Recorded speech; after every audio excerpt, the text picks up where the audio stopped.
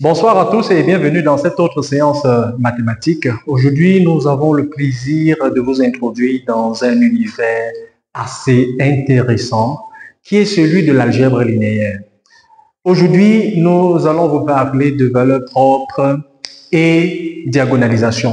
Alors, c'est quelque chose d'assez intéressant parce que lorsque vous êtes en face d'une épreuve type BTS, vous aurez presque toujours des exercices sur des valeurs propres, vecteurs propres, diagonalisation, surtout lorsque vous êtes dans des spécialités comme IA, télécommunications et même génie logiciel.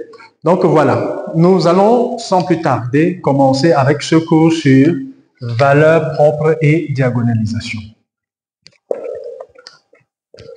Valeurs propres et diagonalisation.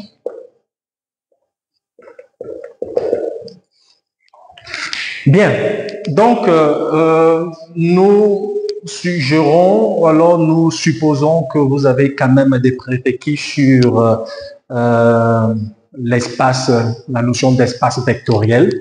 Donc nous n'allons pas entrer dans ces détails-là, les définitions basiques, non. Nous supposons que vous avez ces prérequis-là. Donc, nous allons tout simplement commencer par prendre F, une application linéaire, qui est en réalité un endomorphisme. Un endomorphisme, justement, c'est une application linéaire qui va d'un espace vectoriel vers lui-même. Alors, qui aura pour matrice dans une des bases de E, qui aura pour matrice A. Donc, voilà. Alors, nous allons prendre soit U, un vecteur non nul de E. Voilà, un vecteur non nul de E. Et puis, nous allons dire ceci. Alors, soit lambda est réel. Bon, de façon générale, un K. Mais nous allons travailler dans le cadre où le K est un corps réel, c'est-à-dire nous sommes dans le cadre des espaces vectoriels sur le corps R. Donc nous allons prendre lambda dans R, ou même dans C, pourquoi pas, voilà. Donc, nous allons prendre lambda dans C, et nous allons dire ceci. Lambda est appelé valeur propre de F si F de U est égal à un certain lambda U. Donc voilà. Et maintenant, le U là, qui lui est associé, est appelé vecteur propre. Donc, ayant dit ceci, on a plusieurs conséquences qui peuvent en découler. Donc, à partir d'ici, on peut déduire un certain nombre de résultats. Nous pouvons écrire que f de u moins lambda u est égal à A au vecteur nul de E. Et si on part encore plus loin, en prenant ici la factorisation, c'est-à-dire nous considérons cette fonction, appliquée à U, ça va nous donner le vecteur nul. Alors, ça veut dire quoi? Ça veut dire tout simplement que le U là appartient au caire de la fonction ci. Et comme U est un vecteur non nul qui appartient au caire, donc finalement ce caire est différent de E, est différent du vecteur nul de E. Alors, cela veut dire que la fonction qu'on a ici, cette application, n'est pas injective. Parce que si cette application était injective, on devait avoir son caire réduit au singleton vecteur nul. Alors, une conséquence de ça, c'est que cette application que vous voyez là n'est pas bijective. Alors, cette application n'est pas bijective, ça veut tout simplement dire que lorsque je vais calculer le déterminant de cette application-là, je vais trouver quelque chose qui est égal à 0. Son déterminant sera nul. Et maintenant, avec ce déterminant-là, ça veut dire que si je peux utiliser le déterminant égal à 0 pour déterminer les valeurs propres d'une application. En remplaçant mon lambda par x, on a ceci qui sera appelé polynôme caractéristique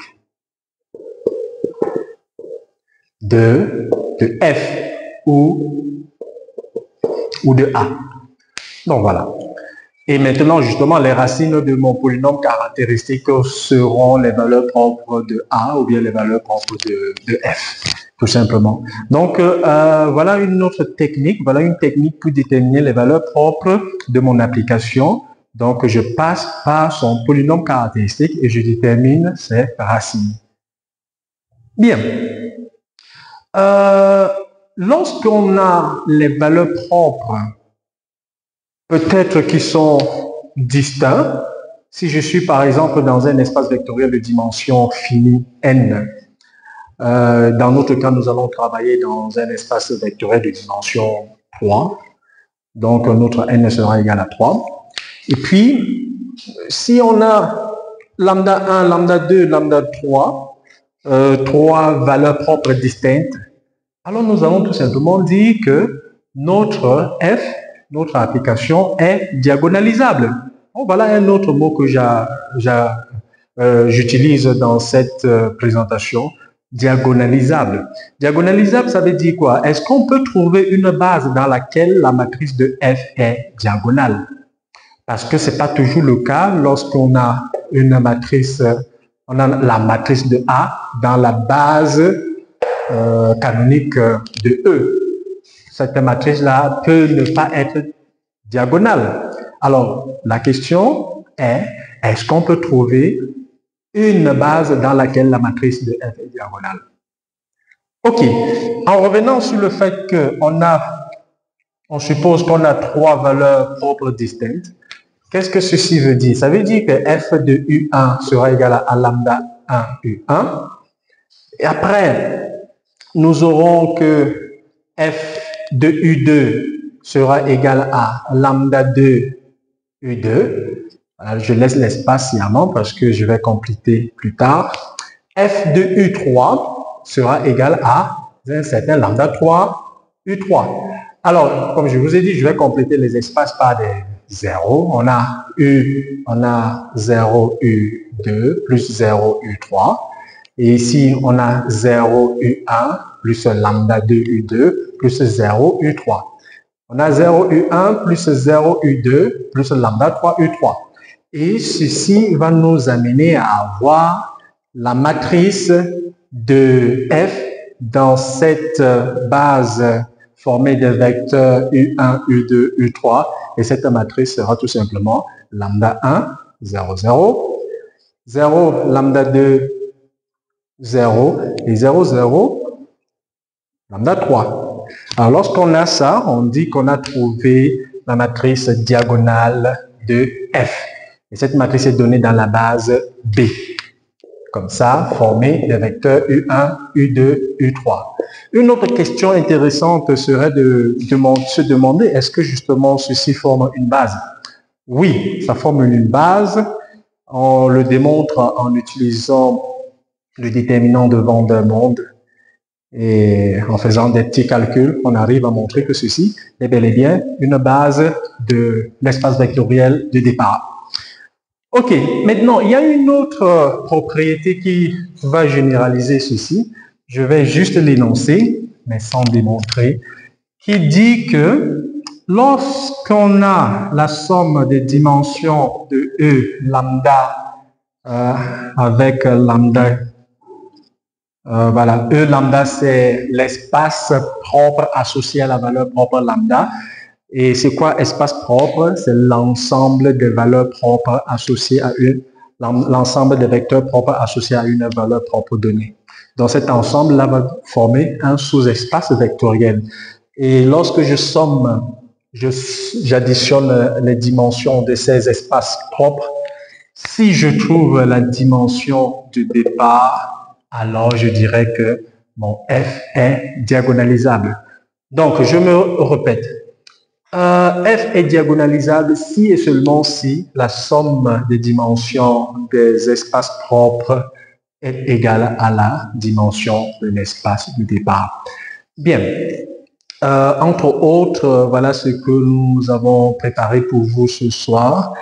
Et il est aussi nécessaire de mentionner que lorsque nous avons B, comme cette matrice diagonale, il y a une relation qui les lie, qui lie D à A, la matrice de départ, la matrice de F dans la base canonique.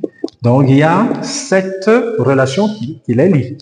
Donc, A sera égal à P, D fois P, P-1. Ou P, je ne vous ai pas dit qui est P. P est la matrice de passage de la base canonique à la base B, la base formée des vecteurs propres. Donc, voilà en gros ce qu'on peut dire sur la notion de diagonalisation. Alors, si je me résume, diagonaliser un endomorphisme revient à trouver une base dans laquelle la matrice de F est diagonale.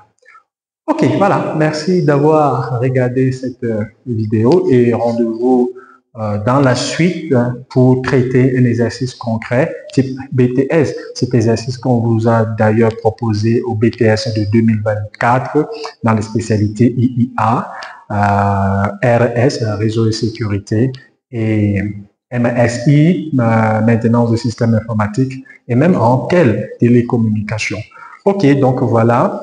Rendez-vous dans la suite pour traiter ce cas concret. Donc, nous allons utiliser ces notions brossées rapidement. Allez, ciao, bye bye.